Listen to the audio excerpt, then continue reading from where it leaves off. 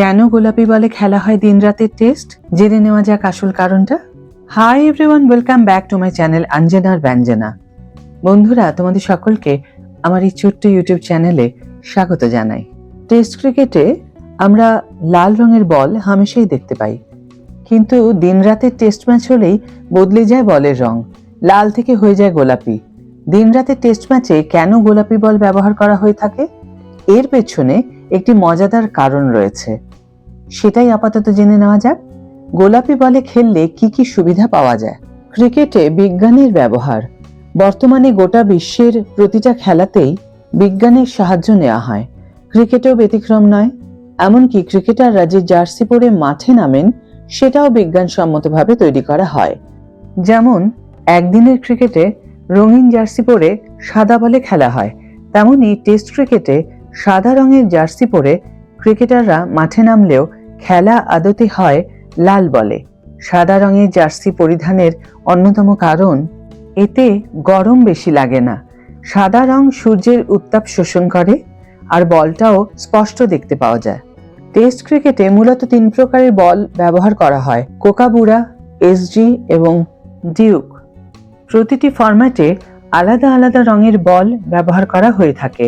প্রথমে টেস্ট ম্যাচে শুধুমাত্র লাল বলেরই ব্যবহার হতো, কিন্তু এখন গোলাপি বলও ব্যবহার করা হয়। 2019 সালের 22শে নভেম্বর ভারত প্রথমবার দিনরাতের টেস্ট ম্যাচ বাংলাদেশের বিরুদ্ধে খেলেছিল। এই ম্যাচে জয়লাভ করেছিল টিম ইন্ডিয়া। লাল এবং গোলাপি বলের সবথেকে বড় পার্থক্য এর প্রক্রিয়ায় রয়েছে। লাল বলের চামড়া রং করা হয়, এটা চকচকে করার জন্য একটি বিশেষ প্রক্রিয়া অবলম্বন করা হয়। অন্যদিকে গোলাপি বলের চামড়ায় এক বিশেষ ধরনের ডাই ব্যবহার করা হয়ে থাকে, এটাই বলটির বিশেষত্ব পৃথক করে। গোলাপি বলের উপর রংটা কোটিং হিসেবে ব্যবহার করা হয়, যেভাবে কোনো গাড়ির উপরে রং করা হয়। আর সেই কারণেই নতুন গোলাপি বল লাল রঙের বলের তুলনায় অনেক বেশি সুইং করে, কারণ এই বলে রঙের অতিরিক্ত স্তর থাকে। অস্ট্রেলিয়ার কোকাবুরা সংস্থা সর্বপ্রথম এই গোলাপি বল তৈরি করেছিল। প্রথম দিকে এই বলের রং খুব তাড়াতাড়ি ফিকে হয়ে যেত, কিন্তু পরবর্তীকালে এই ত্রুটি ঠিক করা হয়। সংস্থার পক্ষ থেকে যে বলের রং পরিবর্তন করার পরীক্ষা করা হয়নি তা বললে ভুল হবে, কিন্তু গোলাপি রঙের তুলনায় অন্য কোনো রং খুব বেশিক্ষণ স্থায়ী হয় না। প্রথমে এই বল কালো রঙের সুতোয় সেলাই করা হয়েছিল, পরবর্তীকালে তা সবুজ এবং সাদা রঙের সুতো দিয়ে পরীক্ষা করা হলো। ভারতীয় ক্রিকেট দল যে গোলাপি বলে খেলেছিল, সেটার সেলাই কালো রঙের সুতো দিয়ে করা হয়েছিল। এদিকে বৃষ্টিতে ধুয়ে গেল ক্যানবেরায় রোহিতদের গোলাপি খেলা। ভারতের পিঙ্ক বলে প্রস্তুতিতে প্রকৃতি কি সঙ্গ দেবে? মানুকা ওভালে 30শে নভেম্বর ছিল ভারত ও প্রধানমন্ত্রী একাদশীর প্রস্তুতি ম্যাচের প্রথম দিন। ম্যাচের সময় ছিল সকাল 9টা ভারতীয় সময় অনুসারে। ক্যানবেরায় ক্রমাগত বৃষ্টির কারণে একটি বলও মাঠে গড়ালো না। ক্যানবেরায় বিরাট কোহলি, রোহিত শর্মাদের গোলাপি বলে প্রস্তুতি ম্যাচ ভেস্তে যেতে পারে ছিল এমনই আশঙ্কা, হলো তেমনটা।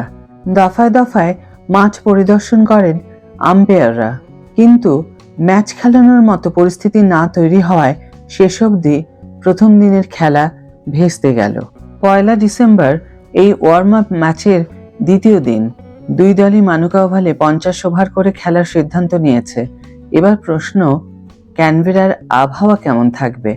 ভারতের পিঙ্ক বলে প্রস্তুতিতে প্রকৃতি কি সঙ্গ দেবে? উত্তর কি মিলবে? রবিবার সেখানে বৃষ্টির সম্ভাবনা রয়েছে 70%। অন্যদিকে অ্যাডিলেড টেস্ট থেকে ছিটকে গিয়েছেন অজি তারকা পেসার জোশ হ্যাজেলউড, যে কারণে অস্ট্রেলিয়ার একাদশে স্কট বোল্যান্ডের জায়গা কার্যত নিশ্চিত। ঘরের মাঠে 6 টেস্টে 28 উইকেট নিয়েছেন তিনি, তাই মিচেল স্টার্ক, প্যাট কামিন্সের সঙ্গে অটোমেটিক চয়েস বলা যায় বোল্যান্ডকে। এই ভারত প্রধানমন্ত্রী একাদশী প্রস্তুতি ম্যাচে বোল্যান্ডকে দেখে নেওয়ার সুযোগ হয়তো রয়েছে রোহিত কোহলিদের। সেখানে বৃষ্টিতে প্রথম দিন ধুয়ে গেল।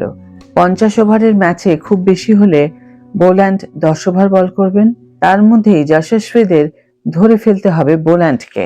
আপাতত যা পরিস্থিতি, তাতে তেমনটা হওয়ার সম্ভাবনা পুরোপুরি নেই, কারণ 1 ডিসেম্বর এই ওয়ার্ম আপ ম্যাচের দ্বিতীয় দিন দুই দলই মানুকা ওভালে 50 ওভার করে খেলার সিদ্ধান্ত নিয়েছে, কিন্তু পরবর্তীকালে ঘটনাচক্রে 46 ওভারে খেলা হওয়ার সিদ্ধান্ত হয়েছে।